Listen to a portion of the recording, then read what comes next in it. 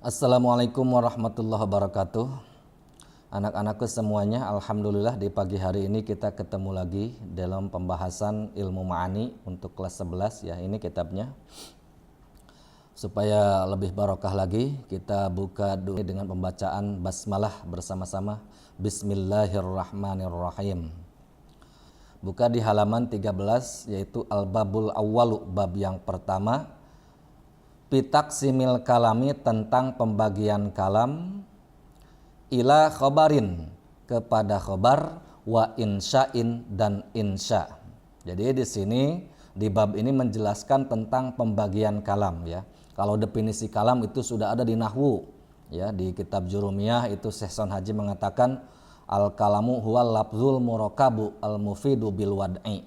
Kalam itu adalah lafad yang tersusun, yang memberi makna, memberi arti dengan aturan bahasa Arab.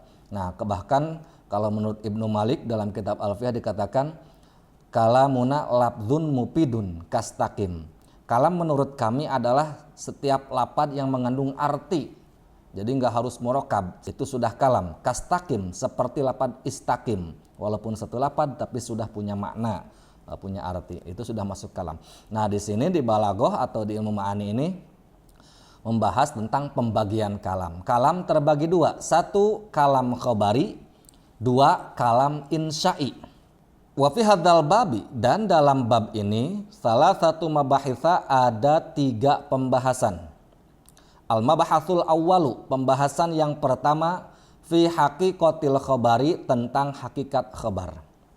Al-khabaru, khobar itu kalamun, adalah sebuah kalam, yahtamilu, yang mengandung itu kalam, asyidqa, terhadap kebenaran, awil kidba, ataupun kebohongan, lidzatihi, pada zatiyahnya itu kalam. Jadi yang disebut kalam khobari adalah kalam yang di dalamnya ada unsur benar atau bohong. Karena itu khobar itu kabar, berita. Jadi berita itu sangat ihtimal antara benar atau bohong. Wal muradu bisidqil khabari, dan yang dimaksud dengan sidqul khabar, mutabiqatuhu, adalah sesuainya itu khabar, lil waqi'i, dengan kenyataan, wa nafsil amri, dan jenis kejadiannya. Nah, jadi yang disebut dengan khobar yang sidik, khobar yang benar atau sidqul khabar, itu adalah khobar yang sesuai dengan kenyataannya. Wal muradu bikidbil khabari, atau bisa dibaca bikadbil khabari ya. Dan yang dimaksud dengan khobar yang bohong adalah adamu mutabiqatihi, tidak ada kesesuaiannya itu khobar, lil waqi'i, dengan kenyataan. Faqaulika, maka ucapanmu, safaro aliyun, Ali berjalan atau pergi, ila Makkata, ke Mekah. Itu khabar, kalam khabari. Sodikun, itu adalah termasuk khabar sodik atau kalam sodik. In sabata, jika menetap, lahu, kepada Ali, as-safaru, perjalanan. Wa kadzibun, dan itu termasuk khabar kadzib. Illam yathbut, jika tidak menetap apa dzalika, itu safar. Jika ternyata Ali memang tidak berjalan ke Mekah, maka itu termasuk khabar yang kadzib atau bohong. Selanjutnya, al maqasidu wal agradu allati min ajliha yulqal khabar. Al maqasidu, maksud-maksud, wal agradu, dan tujuan-tujuan, allati min ajliha, yang karena itu maqasid dan agrod, yulqo, didatangkan al khabaru, khabar. Apa sih tujuan mendatangkan khabar? Nah, al aslu fil khabari, asal pada khabar, ayyulqo li ahadil gorodoini, yaitu untuk didatangkan salah satu dari 2 tujuan. Jadi setiap orang yang memberi kabar pasti tidak lepas dari 2 tujuan ini. Asalnya, pertama, imma ifadatul mukhatabi, memberi tahu terhadap mukhatab, al hukma, terhadap hukum, alladzi tadamanathu, yang mengandung terhadap itu hukum, al jumlatu, jumlah alias kalam. Jumlah itu kalam. ya. Karena kalau lafad itu mufrad disebutnya. Kalau gabungan lafad disebut jumlah. Nah, kalam atau gabungan lafad atau jumlah itu pasti di sana memiliki hukum atau memiliki ketentuan, memiliki isi, substansi. Nah, ketika seseorang memberikan kabar dengan tujuan untuk memberitahu mukhatab terhadap substansi atau poin atau hukum yang terkandung di dalam itu khabar, maka itu disebut dengan faidatul khabar. Idza kana jahilan, jika mukhatabnya itu jahilan, tidak tahu lahu terhadap itu hukum, ya. Wa yusamma hadzan nau, dan jenis ini dinamakan faidatul khabar alias materi atau isi poin daripada berita. Nahwu contohnya al ilmu nafi'un, ilmu itu bermanfaat. Nah, ini disampaikan oleh seseorang atau mutakalim kepada orang yang belum tahu apa itu ilmu, ya. Maka itu namanya faidatul khabar, ya. Kemudian wa wulidan nabiyyu sallallahu alaihi wasallam amal fil, Nabi Muhammad SAW dilahirkan pada tahun gajah. Ini disampaikan kepada mukhatab yang belum tahu, itu namanya faidatul khabar. Kemudian wa uhiya ilaihi fi sinnil arba'ina, dan diberi wahyu kepada Nabi Muhammad SAW pada usia 40. Itu juga ketika disampaikan kepada mukhatabnya belum tahu, maka itu namanya faidatul khabar. Wa aqama bi Makkah 13 sanatin. Kemudian Nabi mukim di Mekah selama 13 tahun, wabil Madinati asran, dan di Madinah selama 10 tahun. Itu sama, termasuk faidatul khabar ketika disampaikan kepada mukhatab yang belum tahu, gitu ya. B, yang kedua, tujuan daripada didatangkannya khabar adalah ifadatul mukhatabi, memberitahu mukhatab annal mutakallima, bahwa sesungguhnya mutakalim alimun adalah mengetahui bil hukmi terhadap hukum alladzi ya'lamhu al mukhatabu, alladzi ya'lamhu yang mengetahui terhadap itu hukum al mukhatabu mukhatab. Nah, untuk yang kedua ini adalah ketika mutakalim atau si pembicara menyampaikan khabar dengan tujuan bahwa mutakalim itu tahu terhadap hukum ini, ya, terhadap khabar ini. Jadi mukhatabnya sudah tahu, mutakalim menyampaikan kepada mukhatab yang sudah tahu terhadap hukum khabar ini atau kepada poin yang hendak disampaikan ini, tapi dia sampaikan, maka itu yusamma lazimul faidah, disebut dengan lazimul faidah.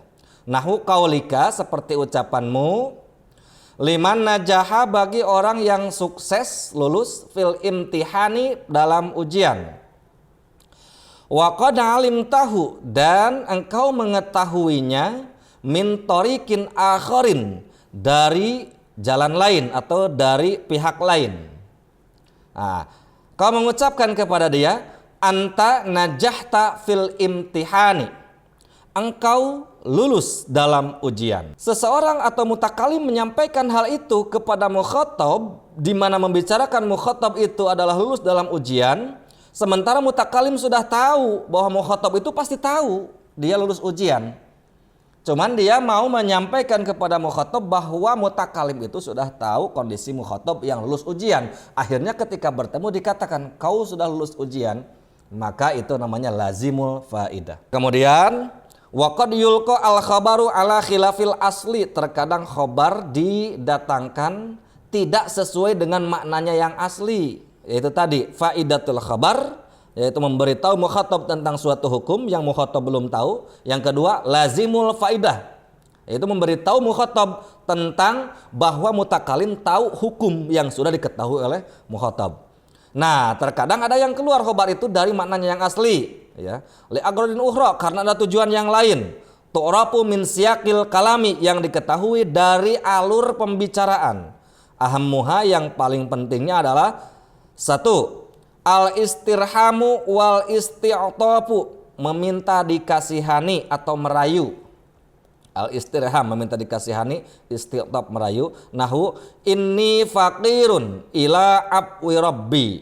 Nah, kalimat itu adalah wujudnya khabar memberitahu, tapi isinya adalah meminta belas kasihan. Ya Allah, inni fakirun, sungguhnya aku membutuhkan, ila afwi Rabbi, terhadap ampunan Rabbku. 2. Idharud dha'fi wal khusu'i, memperlihatkan kelemahan dan kesungguh-sungguhan, khusu'. Nahu Rabbi inni wahanal azmu minni wasta'ala ra'si syaiba. Ya Rabbku, sesungguhnya tulangku sudah melemah, kemudian kepalaku sudah bercahaya, sudah bersinar syaiba, karena penuh dengan uban. Itu adalah ungkapan Nabi Zakaria ketika meminta kepada Allah untuk diberi anak, ya.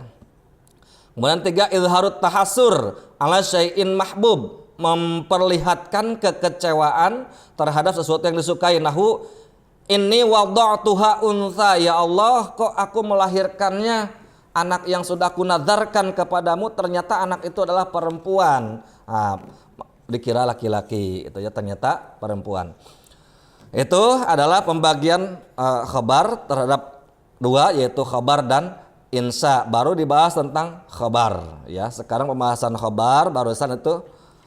Sekarang maju ke mabahasus tsani, pembahasan yang kedua, fi taqsimil khabari, tentang pembagian khabar ila jumlatin fi'liyatin wa jumlatin ismiyatin, terhadap jumlah fi'liyah dan jumlah ismiyah. Fal jumlatul fi'liyatu, maka jumlah fi'liyah maudu'atun, itu digunakan li ifadatil hudusi, untuk memberi tahu tentang kejadian, fi zamanin makhsusin, pada waktu-waktu tertentu, ma'al ikhtisari, beserta ringkas. Nah, ini jumlah fi'liyah. Wa dzalika, dan hal itu, annal fi'la, sesungguhnya fi'il, dalla, sudah menunjukkan itu fi'il, bisigotihi, dengan sigatnya, ala ihdal azminati thalathati, terhadap salah satu dari 3 zaman, 3 waktu, bidun ihtiyajin, tanpa membutuhkan, liqorinatin, terhadap korinah, ya. Bikhilafil ismi, berbeda dengan isim, fa innahu yadullu ala zamanin biqorinatin. Kalau isim atau jumlah ismiyah, ya, itu menunjukkan kepada zaman ketika disertai dengan qarinah, ya. Contoh, dzakara labduhu, disebutkan lapatnya al-an, saat ini, gitu kan, au ghaddan, atau besok, ya. Nahu asraqatis samsu wa qad walladh dhalamu hariba.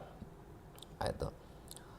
Fala tustafadu min dzalika illa thubutul israq lisyamsi wa dhihabudz dhalam fi zamanil madi. Nah, ini contoh jumlah fi'liyah, ya. Asraqatis samsu, matahari telah terbit, wa qad walla, dan telah pergi, adz-dhalamu, kegelapan, hariba, dengan kabur, segera. Jadi langsung datang matahari membawa cahaya, maka kegelapan langsung kabur. Itu nggak disebutkan al-an, al-ams, nggak disebutkan. Tapi tanpa disebutkan hal itu pun orang sudah paham bahwa ini adalah waktu pagi. Nah, itu adalah jumlah fi'liyah, gitu, ya. Kemudian waqad tufidu al-istimrar, terkadang memberi makna istimrar, at-tajdidi bil qara'ini, ya. Terkadang memberi makna istimrar, dan kemudian tajdid, yaitu selalu terus menerus seperti itu dan diperbaharui seperti terulang-ulang, gitu, ya. Seperti datangnya matahari di pagi hari, itu adalah istimrar, terulang-ulang terus seperti itu, ya. Idza kana al-fi'lu mudhari'an, ketika fi'ilnya mudhari, nahu yanfa'ul adabu sahibuhu, atau yunfi'ul adabu, adab memberi manfaat, sahibahu, terhadap pemiliknya. Nah, itu makna istimrar, ya. Jumlah fi'liyah dengan makna istimrar, terus menerus seperti itu. Orang yang memiliki adab, pasti adab itu bermanfaat bagi orang itu, selamanya bermanfaat. Itu makna istimrar, ya. Apa yang menjadi petunjuk adalah adanya menggunakan fi'il mudhari, yanfa'u. Kemudian wa jumlatul ismiyatu, jumlah ismiyah, khobar jumlah ismiyah, maudu'atun li mujarradi thubutil musnadi, li musnadi ilaihi, digunakan khusus untuk menetapkan musnad terhadap musnad ilaih. Nahwu al-ardu mutaharrikatun. Nah, itu kalimat al-ardu mutaharrikatun itu adalah digunakan untuk menetapkan mutaharrikah sebagai musnad, kepada al-ardu musnad ilaihi, bahwa bumi ini bergerak. Nah, itu menetapkan bergerak kepada bumi. Itu jumlah ismiyah. Wasyamsu musyrikatun, dan matahari terbit. Nah, kalimat musyrikatun itu adalah musnad yang diisnadkan kepada musnad ilaihnya, yaitu wasyamsu. Fala yustafadu minha siwa thubutil harakah lil ardi, maka tidak memberi arti darinya kecuali selain menetapkan harokat pergerakan lil ardi bagi bumi, wal isroqi lisamsi, dan menetapkan isrok bagi matahari, ya, biduni nadri ila tajadudi, tanpa meninjau terhadap tajadud, dzalika wala huduthihi, dan tidak meninjau kejadiannya. Ustadz simpulkan saja dulu bahwa di bab ini menjelaskan tentang kalam terbagi dua, yaitu kalam khabari dan kalam insya'i. Tapi di bab ini, di babul awal, kita masih membahas satu saja, kalam khabari. Pertama adalah apa itu khabar? Khabar itu adalah kalamun yahtamilu sidqa awil kidba lidati. Kemudian pembagian khabar itu terbagi dua, satu jumlah ismiyah dan jumlah fi'liyah. Kemudian tentang apa tujuan didatangkan khabar. Tujuan didatangkan khabar adalah dua hal yang pokoknya, yaitu faidatul khabar, yaitu memberitahu kepada mukhatab tentang suatu hukum yang mukhatab belum tahu. Kemudian yang kedua adalah lazimul faidah, memberi suatu khabar atau hukum kepada mukhatab yang mukhatabnya sudah tahu, yang artinya adalah memberitahu kepada mukhatab bahwa mutakalim tahu terhadap hukum itu. Gitu. Mungkin itu saja dulu, mudah-mudahan bisa dipahami, sehingga nanti ketika dikasih tugas antum semuanya sudah siap untuk mengisinya. Nanti di bab berikutnya kita akan bahas tentang fi kaifiyati ilqa'il mutakalim al khabaro, tentang tata cara penggunaan mutakalim terhadap khabar. Itu saja, mohon maaf kekurangannya. Billahi ala sabilil haq, akhirul kalam. Assalamualaikum warahmatullahi wabarakatuh.